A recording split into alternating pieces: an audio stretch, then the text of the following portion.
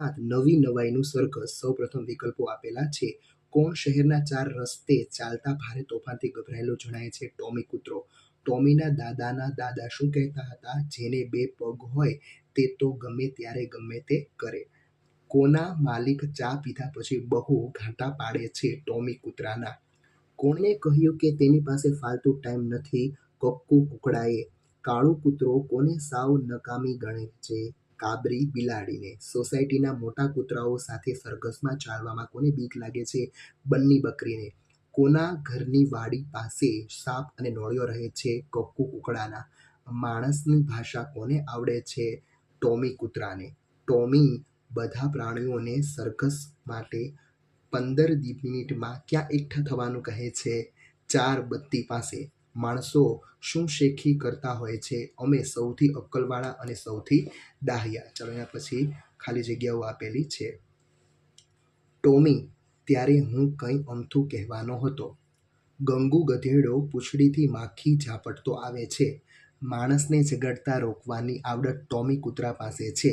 કર્ફ્યુમાં આપણે રસ્તે ચાલતા હોઈએ તો પોલીસ આપણને પકડી લે. નવી નવાઈનું સરઘસ એટલે પ્રાણીઓની દોસ્તીનું સરઘસ. કાળું કૂતરું ઘોરકીને કાબરી બિલાડીને ડરાવે છે. ટોમી 15 મિનિટ આવી માથાકૂટમાં જ નીકળી જશે. નોળિયોને સાપ કેવા સાથે જાય છે? જાણે દુશ્મનાવટ કેવીને વાત કેવી. ચાલો એના પછી જોડીમાં ઉત્તરો આપેલા છે. એ પાઠના આધારે તમારે ક્રમ અક્ષર લખવાનો છે. ગૌરી ગાય તો છત્રીનો છ એટલે કે શું એ આટલું બધું આમ ગભરાયેલો કેમ લાગે છે? ચલો, બન્ની બકરીમાં ચ, ટોમી કૂતરોમાં ક, કાળું કૂતરોમાં ખ, પછી ગંગુ ગધેડોમાં ગ અને લાલુ બકરોમાં ક આવશે. ચાલો એના ક્રમમાં ગોઠવવા તેનો સાચો ક્રમ છે એ તમારે ચોરસમાં લખવાનો છે. 5 વાક્યો છે એ ઘટનાક્રમમાં જ ગોઠવેલા છે. એટલે પહેલું, બીજું, ત્રીજું, ચોથું, પાંચમું વાક્ય છે એ સેમ ટુ સેમ રહેશે. ચાલો એના પછી એક વાક્યમાં જવાબ લખો. ટોમીએ માણસોના તોફાન અંગે કોને વાત કરી હતી? ટોમીએ માણસોના તોફાન અંગે 4 રસ્તે ફરીને આવેલા તેના મિત્ર ભોલુએ વાત કરી હતી. જ્યારે કક્કુ કૂકડો ગભરાઈને ભાગી જવાનું કહે છે ત્યારે ગૌરી ગાય શું કહે છે? જ્યારે કક્કુ કૂકડો ગભરાઈને ભાગી જવાનું કહે છે ત્યારે ગૌરી ગાય કહે છે કે એમ કંઈ ઘર-બાર મૂકીને દોડી ન જવાય. કર્ફ્યુમાં પોલીસ કોને પકડે અને કોને ન પકડે? કર્ફ્યુમાં પોલીસ માણસોને જ પકડે અને 4 પગવાળા પ્રાણીઓને ન પકડે. સરઘસમાં કશીય ગરબડ નહીં થાય તેની જવાબદારી કોણ લે છે? તો સરઘસમાં કશીય ગરબડ નહીં થાય તેની જવાબદારી ટોમી કૂતરો લે છે. ટોમી કૂતરાના મતે કોની વાત બધા માને? ટોમી કૂતરાના મતે કરવા જેવું કામ માથે લેનાર આગેવાનની બધા વાત માને. ટોમી કૂતરો સરઘસમાં જોખમ અંગે બધા પ્રાણીઓને શું કહે છે? ટોમી કૂતરો બધા પ્રાણીઓને કહે છે, જો સરઘસમાં આપણને જોખમ હશે તો હું 2 વાર ભોં ભોં ભસીશ અને જો કશું જોખમ નહીં હોય તો માત્ર પૂંછડી જ હલાવીશ. ચોથો માણસ શું કરવાને કળજુગ આવ્યો એવું કહે છે? ચોથો માણસ પ્રાણીઓ સરઘસમાં સંપીને ચાલે છે. જ્યારે માણસો લાકડીથી એકબીજાના માથા ફોડે છે તેને કળજુગ આવ્યો કહે છે. બધા માણસોને શું જોઈને લડતા શરમ આવે છે? બધા માણસોને સરઘસના વિરુદ્ધ સ્વભાવના પ્રાણીઓ સંપીને ચાલતા જોઈને લડતા શરમ આવે છે. ચાલો અને પછી 2-3 વાક્યોમાં પ્રશ્નોના જવાબ આપેલા છે, આપણે જોઈએ. ટોમી ગભરાયેલો શા માટે લાગતો હતો? ટોમીએ 4 રસ્તા પાસેથી ફરીને આવેલા તેના મિત્ર ભોલુને કહ્યું કે આપણા શહેરના 4 રસ્તે ભારે જબરદસ્ત તોફાન ચાલે છે. આ સમાચાર સાંભળવાના કારણે ટોમી ગભરાયેલો લાગતો હતો. બધું બળદ માણસોના તોફાન અંગે શી માહિતી આપે છે? બધું બળદ માણસોને તોફાન અંગે કહે છે કે બહુ ભારે ભઈ બહુ ભારે, ધમાલ તો કેવી ધમાલ, એને એક પાણો આમથી ને બીજો પાણો આમથી આવે. લોક લાકડીઓ લઈ લઈને દોડે છે, ડાબેથી જમણે અને જમણેથી ડાબે. કક્કુ કૂકડો ગભરાયેલા આવીને બધા પ્રાણીઓને શું કહે છે? કક્કુ કૂકડો છે એ ગભરાયેલા આવીને બધા પ્રાણીઓને કહે છે કે એ ભાગો ભાગો, પથ્થરબાજી, ધમાચકડી, લાતાલાતી, મુક્કામુક્કી, જે વચ્ચે આવી ગયું તેનો ખીમો, ભાગો ભાગો, દોડો દોડો. બંની બકરી માણસને સ્વાર્થનો સગો કેમ કહે છે?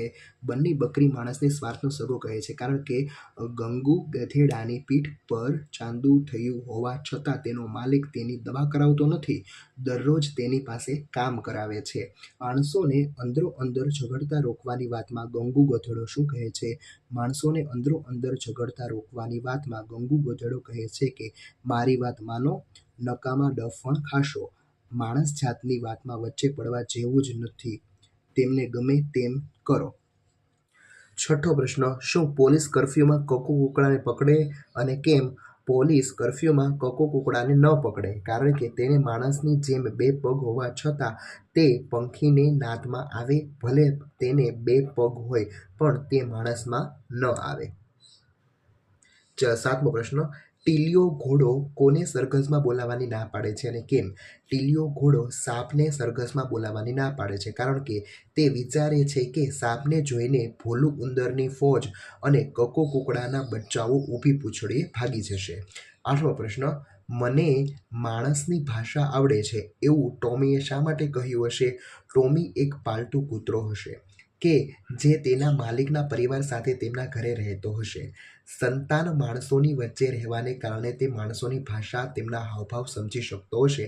આથી ટોમીએ મને માણસની ભાષા આવડી છે એમ કહ્યું હશે. નવમો પ્રશ્ન, ગંગુ ગધેડો ઉતાવળ કરવાનું કહે છે ત્યારે કકુ કુકડો તેને શું કહે છે? ગંગુ ગધેડો ઉતાવળ કરવાનું કહે છે ત્યારે કકુ કુકડો તેને કહે છે કે વધારે વાર તો તને લાગે છે બધાય કામમાં, ડોકી હલાવતો ને અટકી અટકીને ચાલતો તું જ ધીમો છે.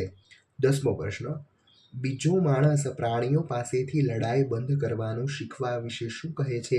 બીજો માણસ પ્રાણીઓ પાસેથી લડાઈ બંધ કરવાનું શીખવા વિશે કહે છે કે આજથી તો નવી શરૂઆત કરીએ.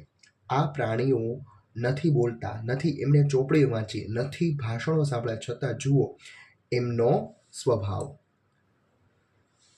ટોમીની કઈ વાત તમને ગમી અને શા માટે? અંદરો અંદર લડાઈ કરતા માણસોને પરસ્પર પ્રેમભાવ રાખી એકબીજા સાથે હળીમળીને રહેવાનો સંદેશ આપવા માટે એકબીજાથી વિરુદ્ધ સ્વભાવના પ્રાણીઓને એકબીજાથી ડરીને રહેતા પ્રાણીઓને એકબીજા સાથે ચાલતા હોય તે રીતે નવી નવાઈનું સરઘસ કાઢવાની ટોમીની યોજના ખૂબ ગમી. સરઘસને નવી નવાઈનું સરઘસ શા માટે કહ્યું હશે? પ્રાણીઓના સરઘસને નવી નવાઈનું સરઘસ એટલા માટે કહ્યું હશે કે તેમાં કૂતરો, બિલાડી, ઉંદર, સાપ, નોળિયો, બિલાડી, મરઘીનું બચ્ચું, કૂતરો, બકરીનું બચ્ચું વગેરે એકબીજાથી વિરોધી સ્વભાવ ધરાવતા, એકબીજાથી ડરીને રહેતા પ્રાણીઓ કોઈ પણ લડાઈ ઝઘડા વગર એકબીજાની સાથે સરઘસમાં ચાલી રહ્યા હોય છે. 7મો પ્રશ્ન, નીચેના પ્રશ્નોના 5-6 વાક્યમાં ઉત્તરો લખો. ટીલિયા ઘોડાની વાત સાંભળી બધા પ્રાણીઓ ભાગવા લાગે છે ત્યારે ટોમી શું કહે છે? ટીલિયા ઘોડાની વાત સાંભળી બધા પ્રાણીઓ ભાગવા લાગે છે ત્યારે ટોમી કહે છે કે ઊભા રહો. ગૌરી, તું માંદી હતી ત્યારે ડૉક્ટરને કોણે બોલાવેલા? કાળુ, તને ઉલટીઓ થતી હતી ત્યારે દવા કોણે આપેલી? તો એ બધાને નુકસાન થવા દેવાય? આપણને ઝઘડો કરવાની ના પાડે છે તે તેમને ઝઘડા કરવા દેખાય, જરા વિચાર કરો. બીજો પ્રશ્ન, કકુ કુકડાને શાનો ભય છે અને કેમ? જ્યારે માણસોના તોફાનની વાત ચાલતી હતી ત્યારે બધા પ્રાણીઓ માણસોની લડાઈ કરતા રોકવાની નવી નવાઈનું સરઘસ કાઢવું જોઈએ એ વિશે ચર્ચા કરી રહ્યા હોય છે ત્યારે બંની બકરી કહે છે કે કર્ફ્યુ ચાલતો હોય તો પોલીસ આપણને પકડી લેશે. ત્યારે ગૌરી ગાય કહે છે કે પોલીસ માણસને જ પકડે, 4 પગવાળા તો કર્ફ્યુમાં પણ હરવા ફરતા હોય છે. આ સાંભળી કકુ કુકડાએ પોતાને 2 પગ હોવાના કારણે તેને ડર લાગે છે અને કર્ફ્યુમાં તે પકડી લેશે તેવો ડર લાગે છે. પ્રાણીઓનું નવી નવાઈનું સરઘસ જોઈને માણસોની હાલત કેવી થઈ? પ્રાણીઓનું નવી નવાઈનું સરઘસ જોઈને એક માણસના હાથમાંથી પથ્થર પડી જાય છે, બીજો માણસ સરઘસ જોઈને વિશ્વાસ ન થતાં આંખો ચોળવા લાગે છે, ત્રીજો માણસ પોતાના ગાલ પર થપ્પડ મારીને સ્વીકારે છે કે આ સાચું સરઘસ છે, કોઈ સપનું નથી. ચોથાથી લઈ 7મા માણસને એકબીજાના દુશ્મન સમજતા પ્રાણીઓને એકબીજાની સાથે ચાલતા જોઈને ખૂબ જ નવાઈ લાગે છે. 8મા પ્રશ્નમાં તમારે શિક્ષકની મદદથી તમારે નોટબુકમાં પ્રશ્નો લખવાના છે. 9મો પ્રશ્ન, નીચે આપેલી જાહેરાતો વાંચીને પ્રશ્નોના જવાબ લખો. અજબ ગજબ હરીફાઈની જાહેરાત આપેલી છે. હવે આપણે પ્રશ્નોના જવાબ જોઈએ. અજયનો કૂતરો બધી જ હરીફાઈમાં ભાગ લઈ શકશે. શા માટે અજયનો કૂતરો બધી જ હરીફાઈમાં ભાગ લઈ શકશે નહીં? કારણ કે હરીફાઈમાં ભાગ લેવા માટેની શરત છે કે સ્પર્ધક માટે હરીફાઈમાંથી કોઈ પણ 2 હરીફાઈમાં ભાગ લઈ શકશે. મોનાલી ફી પેટે ₹150 ભરે છે તો તેણે તેના કૂતરાને કેટલી હરીફાઈમાં ભાગ લેવડાવ્યો હશે? એક સ્પર્ધામાં ભાગ લેવાની ફી 75 છે. આથી મોનાલી છે ફી પેટે ₹150 ભરે છે તો તેણે તેના કૂતરાને 2 હરીફાઈમાં ભાગ લેવડાવ્યો હશે. 75 + 75 = 150 થાય. તન્મયનો કૂતરો એક રજત ચંદ્રક અને એક કાંસ્ય ચંદ્રક જીતે છે તો તેણે હરીફાઈમાં કયો નંબર મેળવ્યો? હરીફાઈમાં દ્વિતીય નંબર મેળવવાને રજત ચંદ્રક અને તૃતીય નંબર મેળવવાને કાંસ્ય ચંદ્રક આપવામાં આવતો હોવાથી તન્મયને કૂતરો એક રજત ચંદ્રક અને એક કાંસ્ય ચંદ્રક જીત્યો હોવાથી તે એક હરીફાઈમાં દ્વિતીય અને એક હરીફાઈમાં તૃતીય નંબર આવ્યો હશે. આ હરીફાઈને કેમ અજબ ગજબ હરીફાઈ નામ આપવામાં આવ્યું? આ હરીફાઈમાં માણસને બદલે કૂતરાઓની સ્પર્ધા રાખી હોવાથી તેને અજબ ગજબ નામ આપવામાં આવ્યું. સાક્ષીની બિલાડી સ્પર્ધામાં ભાગ લઈ શકશે. શા માટે સાક્ષીની બિલાડી આ સ્પર્ધામાં ભાગ લઈ શકશે નહીં? કારણ કે આ સ્પર્ધા ફક્ત કૂતરાઓ માટે જ છે. આ અજબ ગજબ સ્પર્ધામાં કૂતરાના કયા કયા કૌશલ્યો ચકાસાશે? તો આ અજબ ગજબ સ્પર્ધામાં કૂતરાના દોડ, નૃત્ય, સ્વચ્છતા, ઊંચો કૂદકો જેવા કૌશલ્યો ચકાસાશે. ચાલો હવે નજીકનો અર્થ ધરાવતા વિધાન સામે તમારે ખરાની નિશાની કરવાની છે. પહેલો પ્રશ્ન, મારા માલિક પણ ચા પીધા પછી બહુ ઘાટા પાડે છે. ઘાટા એટલે બૂમાબૂમ. પછી ઊભી પૂંછડી એટલે ગભરાઈને. ખાલી પીલી એટલે અમથી વાતો, એટલે કે દરેકમાં પહેલું સાચું આવશે. ચોથું, અધ્ધર પધ્ધર એટલે કે નકામી પોકળ વાતો. ચાલો નીચેનામાંથી વિશેષણો શોધીને લખો. કાળો રંગ મને ગમે છે. કાળો વિશેષણ છે. મીરાને જગ ખારો લાગે છે. ખારો.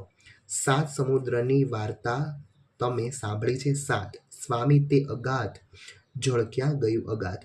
હોજમાં રંગીન માછલી તરે છે તો કે રંગીન. ચાલો એના પછી જોડણી આપેલી છે. જોડણી સુધારીને તમારે લખવાની છે. જલ્દી, કુકડો, અધ્ધર પધ્ધર, ખિસકોલી, બિલ્લી, ખાતરી, હોશિયાર અને મિનિટ.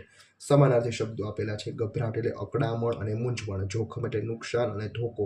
સોડ એટલે પાસું અને બાજુ. પંચાત એટલે તકરાર અને ભાંજગાંઠ. પછી ફાલતુ એટલે પરચુરણ અને વધારાતું.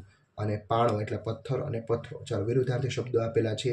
માલુક તો નોકર, સ્વાર્થ તો નિસ્વાર્થ, નુકસાન તો ફાયદો, ખાનગી તો જાહેર, દુશ્મનાવટ તો મૈત્રી અને ડાહ્યા તો ગાંડા. ચાલો શબ્દ સમૂહ માટે એક શબ્દ. કોઈ ઘટના કે પ્રસંગ નિમિત્તે કે કોઈ દેખાવ કરવા માટે રસ્તા પર નીકળતો જન સમુદાય તો કે સર્કસ. તકરારને નિવેડો લાવવા નિમેલી 5 કે વધુ માણસોની મંડળી. પંચાયત. ચાલો રૂઢિપ્રયોગના અર્થ અને વાક્યપ્રયોગ તમારે કરવાના છે. માથે લેવું એટલે કોઈ કામ પોતાની જવાબદારી પર લેવું. મોટા ભાઈએ બાપુજીના ગયા પછી મારા શિક્ષણની જવાબદારી માથે લીધી. સગી આંખે એટલે પ્રત્યક્ષ રૂબરૂ. મારી સગી આંખે મેં એને મંદિરમાં મધરાતે ઘૂસતો જોયો છે. તાઢા પડવું એટલે નિરાત રાખવી. ગુસ્સે થયેલા પતિએ પત્નીને તાઢા પાડીને શાંતિથી ઉકેલ શોધવા કહ્યું. ઘાટો પાડવો એટલે બૂમો પાડવી. મુન્નીએ તેની મમ્મીને ઘાટો પાડીને ઘર બહાર ન જવા કહ્યું. અધ્ધર પધ્ધર વાતો કરવી એટલે ઉડાઉ જવાબ આપવો. ઘરમાંથી ચોરાયેલી વસ્તુ અંગે નોકરને પૂછતા તેણે અધ્ધર પધ્ધરની વાતો કરી.